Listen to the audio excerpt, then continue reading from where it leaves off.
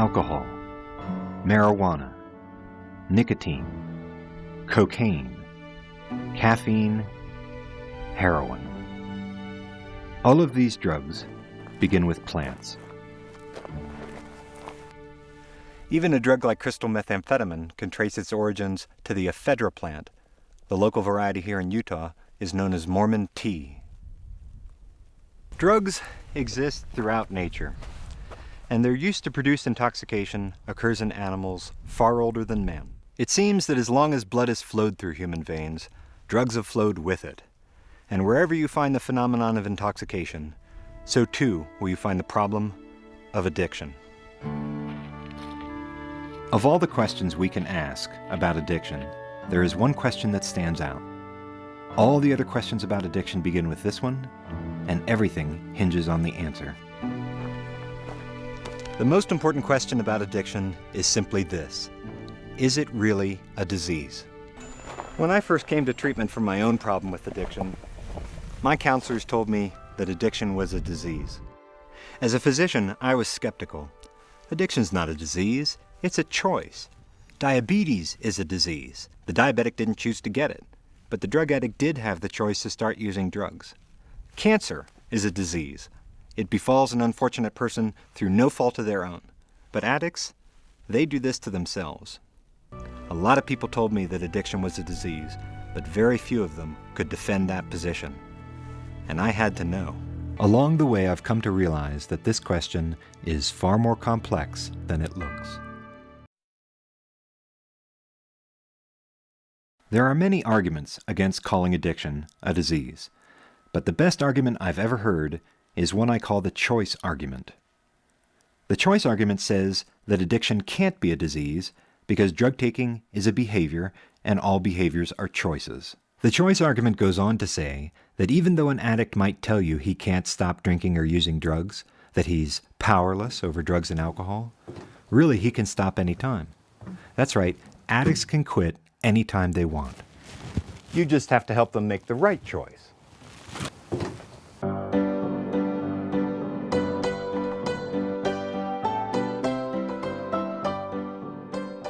To show how easy it is to get an addict to stop drinking or using drugs, the choice argument suggests this simple experiment. I take a bottle of alcohol, pour out a glass, and put it in front of the alcoholic. And I offer it up to him. Go ahead, Mr. Alcoholic, take a drink. No, really, it's on the house. But when the alcoholic reaches for the glass, I add a small twist. Oh, but Mr. Alcoholic, if you do choose to take that drink, then I'm going to blow your brains out.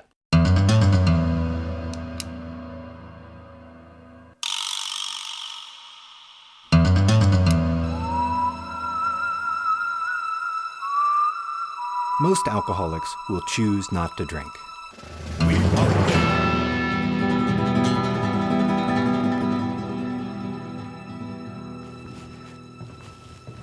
And that's the choice argument's point. With a strong enough threat, I can get the addict to stop their behavior in a way I just can't for real patients with real diseases. Diabetes, for instance. You can't put a gun to the head of the diabetic and say, okay, better bring that blood sugar down to 100 or I'll blow your brains out. It's not going to work. The choice argument draws a distinction between behaviors and symptoms. In the case of symptoms, those are part of a disease process. Free will plays no part. We don't hold patients responsible for their symptoms because they can't choose not to have them, and that's why punishing and coercing real patients is inappropriate. But drug taking is a behavior. All behaviors are choices. Free will does exist. The addict is responsible for their behaviors because they can quit if they choose to. You just have to motivate them to make the right choice. That's the choice argument. That's the best argument I've ever heard against calling addiction a disease. And I think it's a darn good argument. But it has problems. And in the end, I think the choice argument is wrong because it fails to take into account some exciting new research about the brain. Research that shows that our capacity for choice is far more complicated and fragile than we ever imagined. Is addiction a disease or a choice? The short answer is addiction is a disease of choice. It's a disorder of the very parts of the brain we need to make proper decisions. Let's try to make the argument for calling addiction a disease. What is disease? What does it take to get into that disease club, like diabetes and cancer? The disease model says that you've got an organ, it gets a defect, and as a result you see symptoms. It doesn't matter what the organ is, bone, liver, kidney, whatever.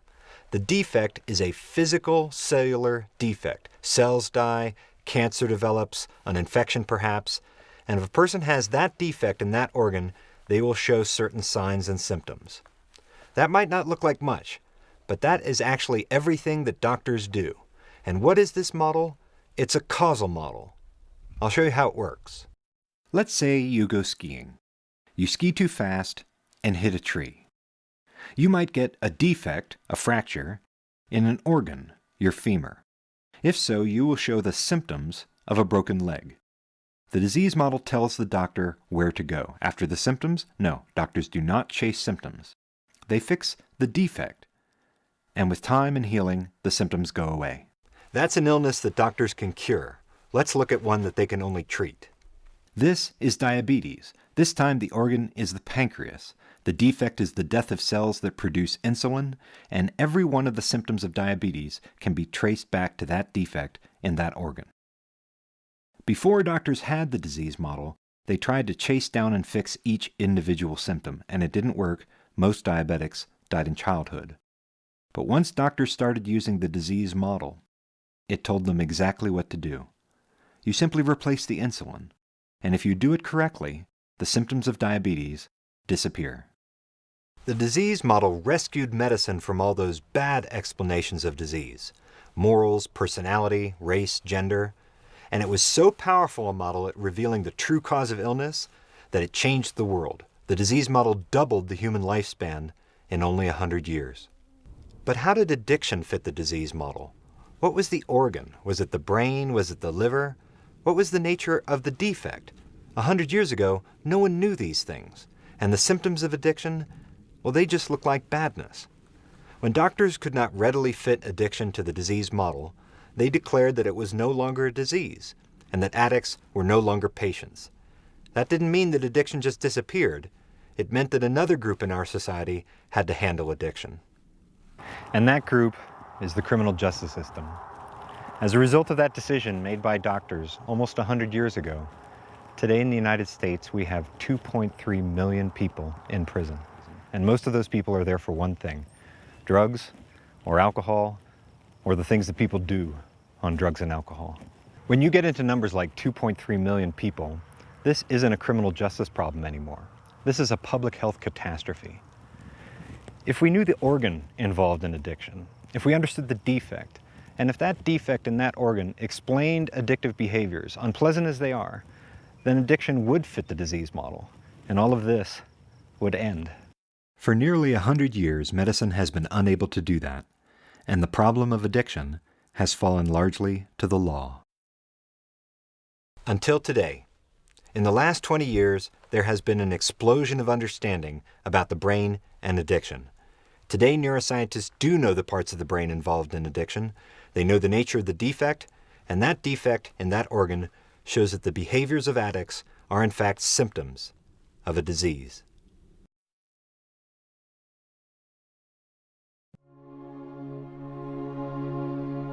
The brain is an organ of places. Different areas handle different functions. There is a motor area of the brain so we can move, a vision area so we can see. Even our most cherished memories begin in specific places in the brain. Now that we know the history behind our journey, we can begin our exploration of this vast and largely undiscovered territory, the landscape of the mind.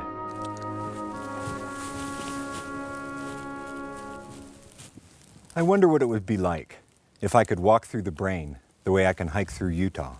I find the comparison quite striking. The brain has bumps and grooves, the same way this land has mountains and canyons. The brain is shaped by experience over the course of a lifetime, the same way this land is shaped by wind and water over countless lifetimes. One is made of genes, the other Geology. When I compare the anatomy of the brain to the geography of Utah, it helps me understand that the brain is a place. We can go to these places, we can see how they connect, we can even photograph them. There are two areas in the brain that are important in addiction. One is deep inside, the midbrain. The other is on the outside. It's called the frontal cortex. If we landed on the surface of the brain, we would find ourselves walking on the bumps and grooves of the cortex. The bumps are called gyri, and the grooves are called sulci. 500,000 years ago, the primate brain exploded in size to become the human brain that we have today. As the brain grew, it folded on itself, so it had more surface area, and that's why the brain is wrinkled. All of our conscious lives, all of that thinking, feeling, and speaking, everything we see and hear and taste and touch occurs here in the cortex. Our memories are here, carved somehow into the brain, like these petroglyphs left by the Native Americans, or these names carved into the rock by the Mormon pioneers. But the parts of the cortex that we're interested in, the bumps and grooves that matter most to us, are up there in the frontal cortex.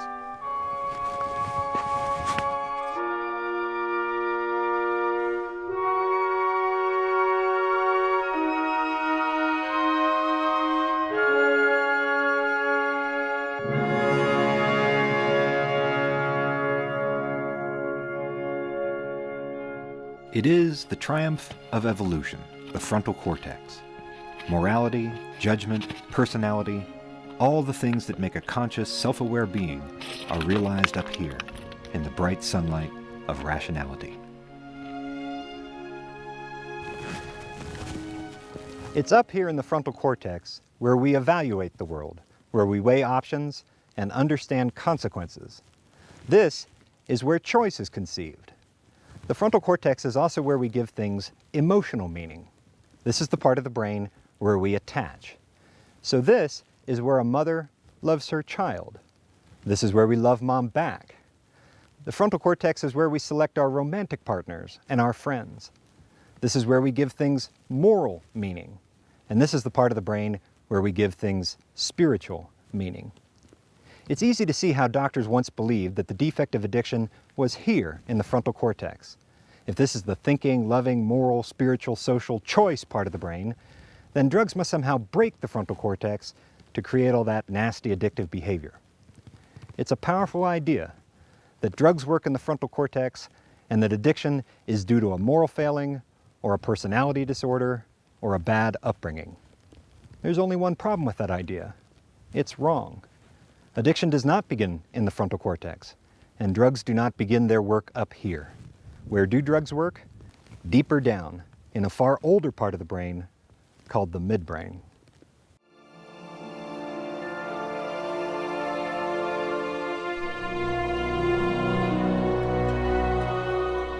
When we descend into the brain, we go back in time, tracing our evolutionary history down to the ancient survival areas of the brain, the areas we still share with animals, and that we held on to as our species evolved because they were so good at keeping us alive. The midbrain does not think. It does not make choices or understand consequences. It handles the next 15 seconds. It gets us from moment to moment alive.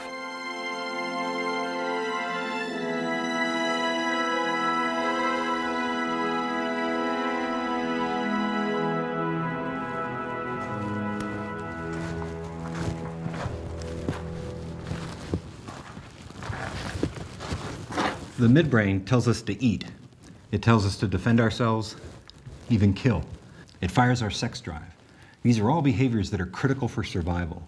And to make sure we do these behaviors, the midbrain makes them pleasurable. Ordinarily, the frontal cortex keeps the midbrain in check. It exerts a top-down control over the unconscious survival impulses of the midbrain. But in addiction, this top-down control fails, and the midbrain becomes more powerful at guiding behavior than the cortex. In other words, in addiction, something goes wrong at a level of brain processing long before morals or personality or choice. Now, how do we know all of this? That drugs work primarily in the unconscious survival midbrain and not in the rational decision-making cortex? We know this because of a very famous set of experiments done in the 1950s on mice. The midbrain's role in reward was discovered by Dr. James Olds and Dr. Peter Milner.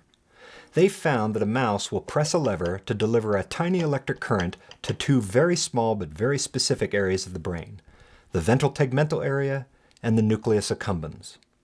And not only will a mouse press a lever to deliver an electric current to these two areas of the brain, that's all he will do. He won't eat, he won't mate with other mice. If you put an electrified grate in front of the lever and shock the mouse, he won't step off the grate. He just keeps on pressing that lever, ignoring all other survival drives, until he dies. Olds and Milner had discovered the pleasure centers in the brain. Our brains have these same two areas, and the nerve pathway that runs between the ventral tegmental area and the nucleus accumbens is known as the pleasure circuit.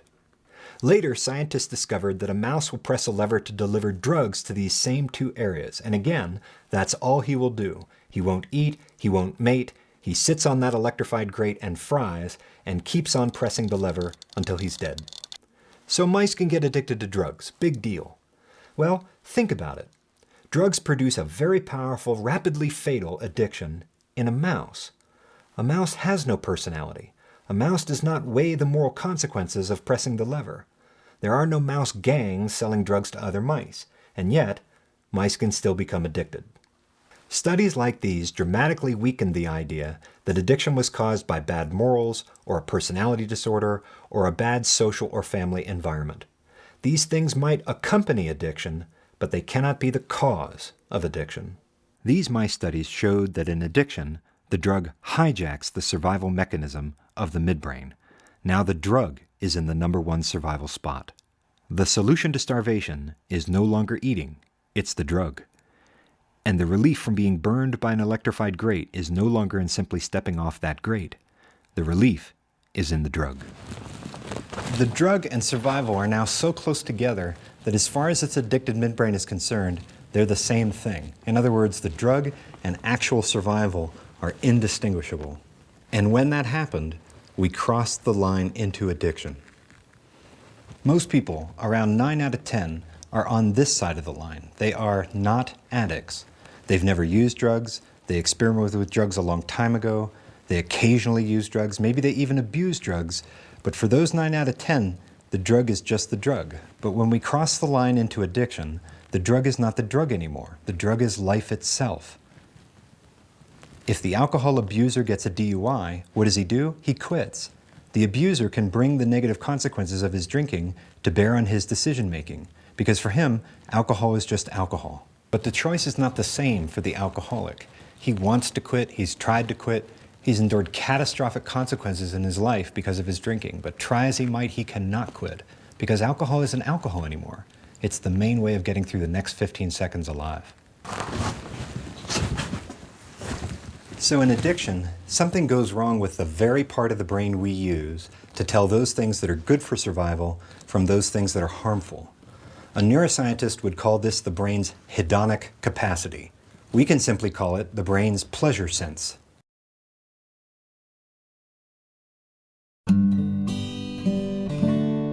How does the brain create a pleasurable experience? What happens when we enjoy a piece of chocolate cake? And what would happen if that process should break? We mentioned earlier that the first big thing discovered about the brain was its feature of localization. Different areas handled different functions. Today, neuroscientists focus much more on how these areas communicate with each other and how neural pathways projecting from one area of the brain to another area of the brain help the brain assemble its processing into complete thoughts and perceptions. When the brain creates a pleasurable experience, it brings several levels of processing together into a pleasure construct. The best way to show how this happens is to think about something pleasurable. For instance, a cookie. But not just any cookie. This is a very special cookie called a madeleine, made famous by the French author Marcel Proust in a legendary passage known as the episode of the Madeleine. One day in winter, as I came home, my mother, seeing that I was cold, offered me some tea. I declined at first, and then, for no particular reason, changed my mind.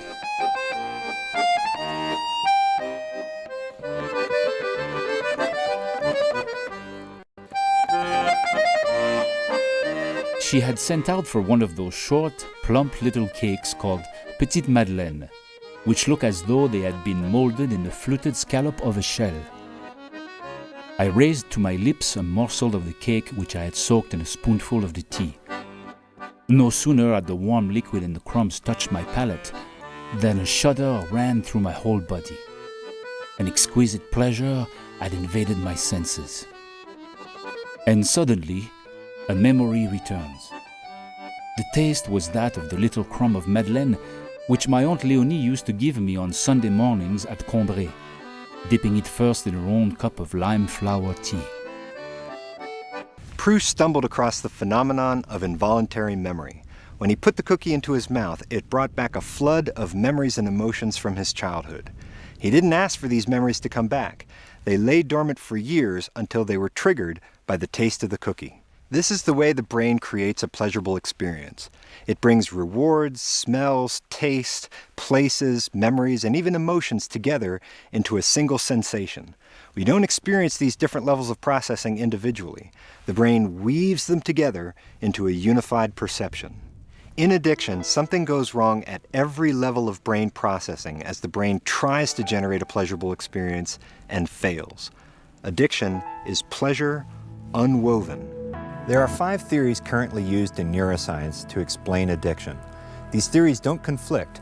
They fit together quite nicely because each one describes what's going wrong at each level of brain processing as the brain creates a pleasurable experience. The first theory describes the genetics of addiction, with the blueprint that creates the brain in the first place. The second theory describes what happens in the midbrain, where the earliest unconscious part of a pleasurable experience starts. With that reward processing are the memories that are part of a pleasurable experience. Eating a Madeleine cookie relieves the stress of hunger, so next the stress system becomes involved. And as we go from level to level of brain processing, we climb higher and higher until finally we find ourselves in the frontal cortex, the part of the brain where we attach emotionally and make choices. Genes, reward, memory, stress, and choice. This is the pleasure of eating a cookie deconstructed into its separate parts. What this layered feature of brain processing implies is that any one level of brain processing contains the levels of processing before it. They fit inside each other, a bit like Russian nesting dolls. If there's a problem in the first level of processing, genetics, that problem will be passed up to the next level of processing, reward. If there's a problem in the reward processing, that will then become part of memory processing. The memory processing will then be handed up to the stress processing, and by the time we reach the frontal cortex, the area of the brain that deals with choice, things have gone very wrong indeed.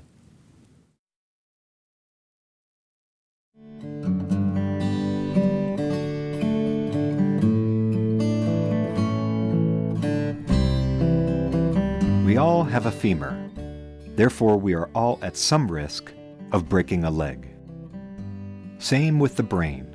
Because we all have a hedonic system, we are all at some risk of becoming addicted. Some people, though, are more likely than others. The blueprint for their brains, their genes, leaves them more vulnerable to addiction. Genes can create differences in how people respond to drugs. Dr. Mark Schuckett at the University of California at San Diego has found a genetic difference in the way people respond to alcohol. Some people are genetic low responders. It takes more alcohol to get them drunk, so they drink more. Their genes make them more vulnerable. Other people are genetic high responders. Their genes make them less vulnerable. Somewhere between 40 to 60% of the vulnerability to addiction is purely genetic. But genes are not enough. They can get a person to addiction faster, but something in the environment has to turn those genes on. Take that Madeleine cookie. We take a bite, it tastes good, and we say yum. At the very core of that yum, the earliest brain processing in a rewarding experience, is the release of the chemical dopamine by the nerve cells, the neurons, in the midbrain. Neuroscientists used to think that dopamine was the sole chemical of pleasure. Now they understand that dopamine handles just one particular but very specific part of a larger pleasurable experience. Dopamine tells the brain when a reward is salient, noticeable, important, and when a reward is better than expected.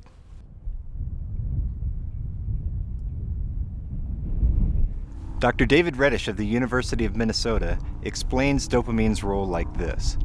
Let's say you're at a gumball machine, and you want to buy a gumball.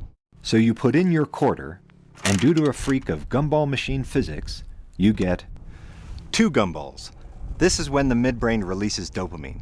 Dopamine tells the brain when a reward is especially good, better than expected, and to pay attention to that reward because it might be better than other things in the past for survival.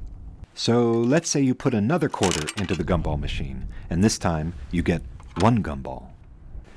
This time the midbrain does not release any excess dopamine. It's not that the gumball doesn't taste good, it's just not a reward that was better than expected. Just to push your luck, you put 1 more quarter into the gumball machine, and this time you get no gumball. This time the neurons in the midbrain release less dopamine because this reward was worse than expected. It's in this way that dopamine acts as a learning signal to help the brain identify, prioritize, and then anticipate new and unexpected rewards over older predictable rewards. Dopamine is a chemical of pleasure, yes, but it handles one specific piece of pleasure. Dr. Terry Robinson and Dr. Kent Berridge of the University of Michigan believe that dopamine is more about drug wanting than drug liking. It's the first in what will be a series of neurochemicals, a kind of hedonic cascade that will create that larger pleasurable experience. What all natural pleasures have in common, things like food and sex, is their ability to release dopamine. But drugs cause huge surges of dopamine, far greater than the brain was ever meant to handle.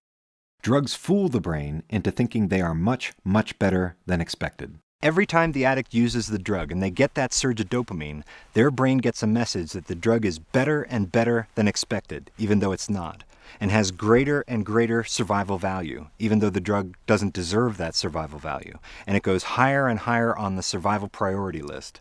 And the drug climbs the survival list until finally it is in the number 1 spot. Now for the addict, the drug is survival.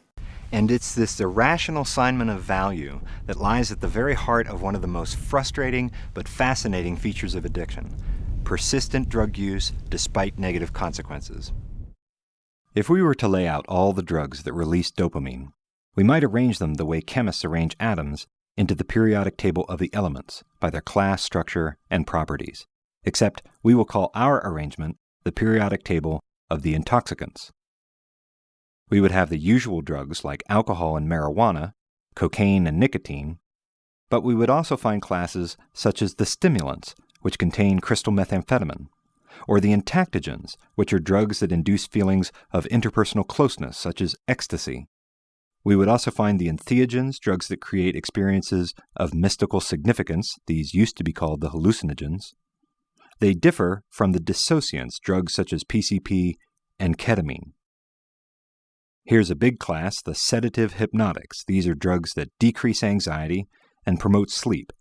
This would include drugs such as the barbiturates and the benzodiazepines like Valium and Xanax. Here are 2 sedative hypnotics that have a more recent history of abuse, GHB and Zolpidem, sold under the trade name Ambien. Down here are the opioids. These are the classic narcotic pain relievers: morphine, heroin, methadone. Here's hydrocodone, that's the main ingredient in Vicodin, an ancient one, opium, and an important newcomer used in the treatment of opioid addiction called buprenorphine.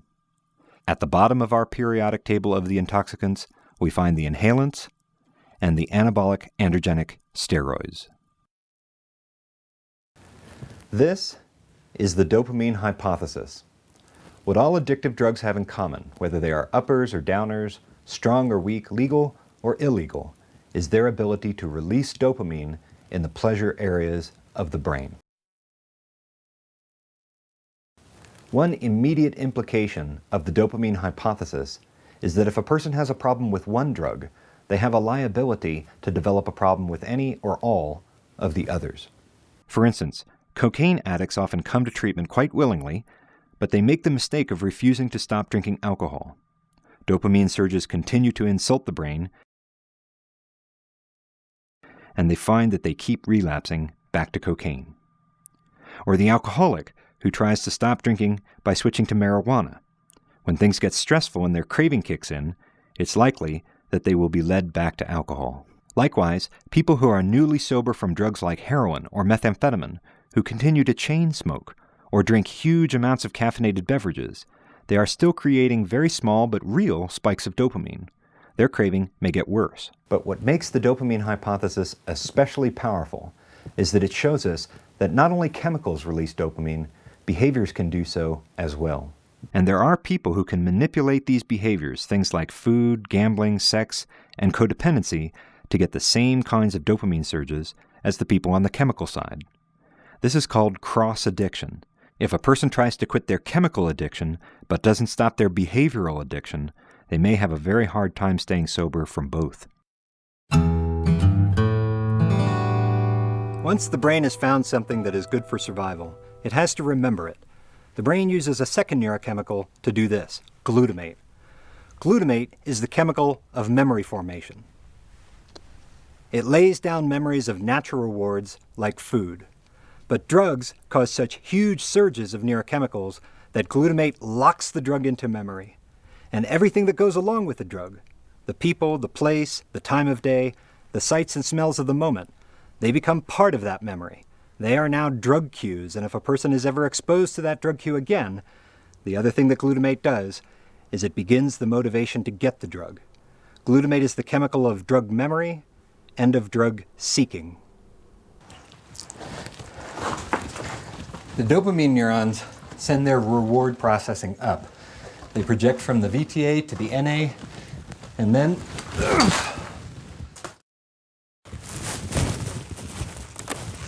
to the frontal cortex. Now the frontal cortex becomes involved. It sends glutamate neurons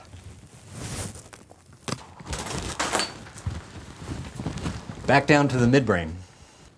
As the brain generates an experience of pleasure, the neurons going up release dopamine.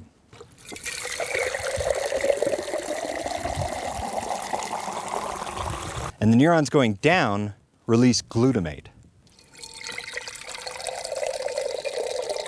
Normally, this up and down communication enables the brain to recognize and learn those things in the environment that are good for survival. Dopamine says, hey, this is important. Glutamate says, okay, I'll remember. Dopamine says, hey, I really want this. Glutamate says, fine, go and get it. That's the way this elegant but delicate system was meant to work. For food, for sex, for Madeline cookies. Drugs go straight to this mechanism and wipe it out. These surges of neurochemicals are like flash floods tearing through the landscape of the brain. Each use of the drug, every flash flood, ravages the brain's delicate physiology, sweeping away everything in its path.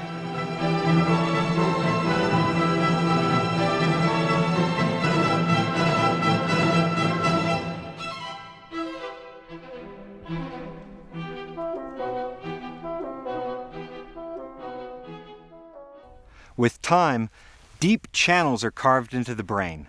Drug pathways become stronger and stronger. Normal pathways become weaker and weaker.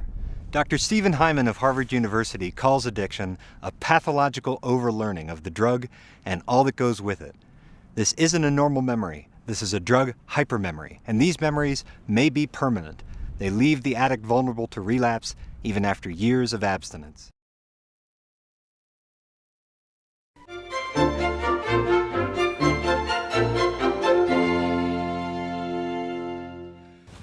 There are three things that are known to cause relapse.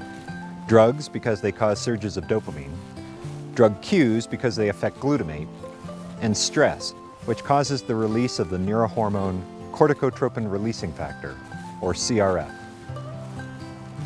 The theory that explains the role of stress in addiction was developed by Dr. George Koob of the Scripps Research Institute in La Jolla, California, and Dr. Michel Le Mole of the University of Bordeaux in France. Koob and Lamole refer to the brain's stress system as its anti-reward system because CRF acts to counter dopamine surges. If dopamine gets too high, for instance during a binge drinking episode, the brain pushes back with CRF to restore balance. Ordinarily, the brain maintains this balance or homeostasis around a hedonic set point, much the way it maintains body temperature around the set point of 98.6 degrees Fahrenheit. During an infection, the brain resets its body temperature set point and we get a fever. The brain's hedonic system works much the same way. With the repeated dopamine surges of drug use, the stress system is chronically overstimulated and the brain can't maintain homeostasis. So what does the brain do? It gives up on homeostasis and reverts to what Koob and Lamole call allostasis. Allostasis is the process of regaining stability through change. And what changes? The brain's hedonic set point. In a desperate attempt to restore balance in the face of chronic drug use, the brain resets its pleasure threshold. Balance is restored, yes, but at a cost. Normal dopamine releases from normal pleasures no longer register, and the brain's pleasure system goes flat. Psychiatrists have a word for this state of the brain. They call it anhedonia. Under severe, prolonged stress, the brain becomes unable to derive normal pleasure from normally pleasurable things. Since normal pleasures no longer register, this person is essentially pleasure deaf. If you take them to Disneyland, everyone else has a good time, but they say, I don't get it. So what does register? Things that release so much dopamine that they reach the new pleasure set point. And what things do that? Drugs.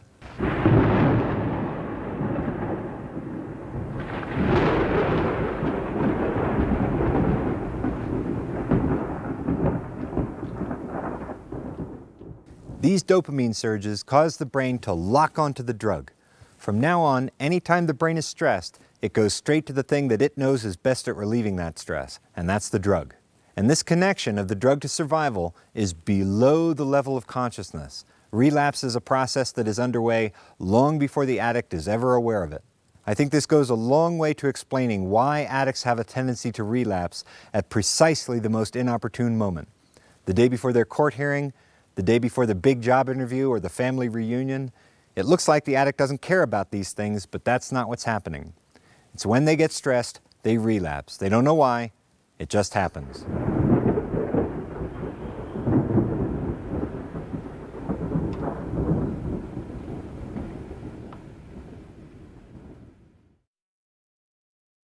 And so finally we find ourselves back in the frontal cortex, where the brain processing that deals with choice occurs.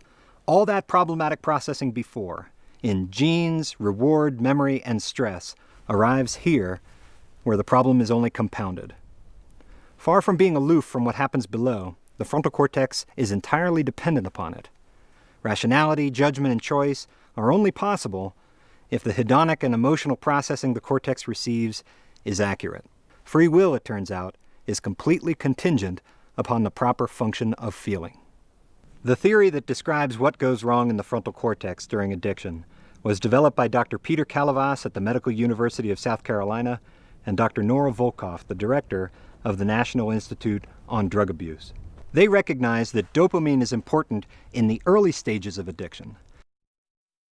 But the final common pathway in addiction is the glutamate neurons projecting back down from the frontal cortex. Kalavas and Volkoff's research is based on an important new tool that has only recently become available to neuroscience, the technology of brain scans. Brain scans are essentially photographs of the brain in action. Now, what these brain scans say exactly is still controversial, but Kalavas and Volkoff have found abnormal activity in the brain scans of addicts in two important areas of the cortex, the orbitofrontal cortex and the anterior cingulate cortex. These areas are critical for emotional attachment and decision-making. Kalavas and Volkoff believe that the abnormal activity here is the basis of the overwhelming importance the brain gives to drugs and the uncontrollable urge it feels to seek them. In addiction, the normal top-down control of the cortex over the midbrain simply fails. The addict's prior commitment to quit, their memory of what happened the last time they drank or used drugs, the love they feel for their family, the knowledge of the punishment they know awaits them if they relapse, when the cortex fails, these things are invisible to the addict. Kalavas and Volkov called this brain state hypofrontality. What was once a healthy, functional decision-making frontal cortex is reduced to a shadow of its former self. Overactivity in some areas of the brain, and in other areas, desolation. This is what lies behind the denial, the personality changes, the breathtakingly impaired decision-making in combination with the tragic loss of insight that characterize end-stage addiction. Addiction begins as a disorder of genes and pleasure, but it ends as a disorder of choice. Hypofrontality gives the addicted brain a powerful tool to protect the connection of the drug to survival, and that tool is called craving. Craving is a difficult concept. We all use the word craving. When people say they crave chocolate, what they mean is they really want chocolate a lot. It's important to understand that's not what the addict means when they say they crave. Craving is an intense, emotional, obsessional experience.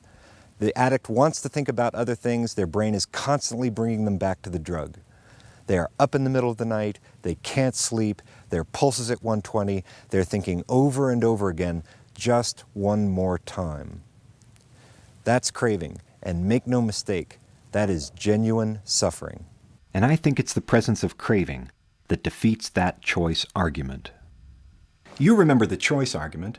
Addiction's not a disease because the addict can quit anytime he wants. Go ahead, put alcohol in front of the alcoholic, and when he reaches for it, you point a gun at his head, and he will choose not to drink. And that's true. With a gun to his head, the addict can, in that moment, choose not to drink. But even though the addict isn't drinking or using, he's still craving. He doesn't have the choice not to crave. Once that connection of the drug to survival has been carved into the brain, you don't actually have to have drug use anymore for the disease process of addiction to be active. The choice argument fails because it measures addiction by the addict's behavior. In doing so, it misses the most important feature of addiction to the addict, the craving. The other thing the choice argument doesn't quite get is that if you put alcohol in front of an alcoholic and a gun to his head, he doesn't think, oh, I better not drink or I'll get shot in the head. No, what he thinks sounds more like this. I wonder if he'll really shoot me. I wonder if he's even got bullets in that gun. Maybe his finger will slip off the trigger. I wonder if I can get that alcohol into my brain before the bullet comes crashing through my skull. That's craving. And that experience is as miserable as it is involuntary.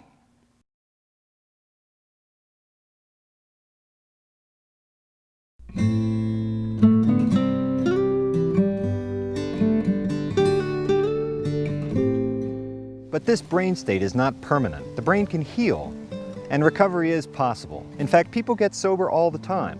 Some go to AA or NA, but there are many different paths to recovery. And what all these people with stable recovery have in common is that they stop doing the things or curtail the things that cause dopamine surges.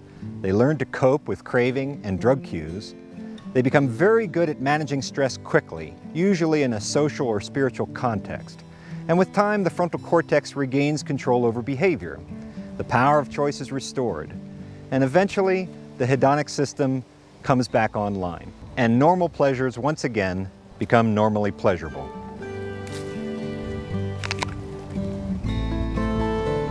Sometimes quickly, sometimes slowly, the brain's hypofrontality resolves, and the recovering addict's capacity for choice is restored. As long as they manage their addiction on a daily basis, people in recovery can make the choice to stay sober.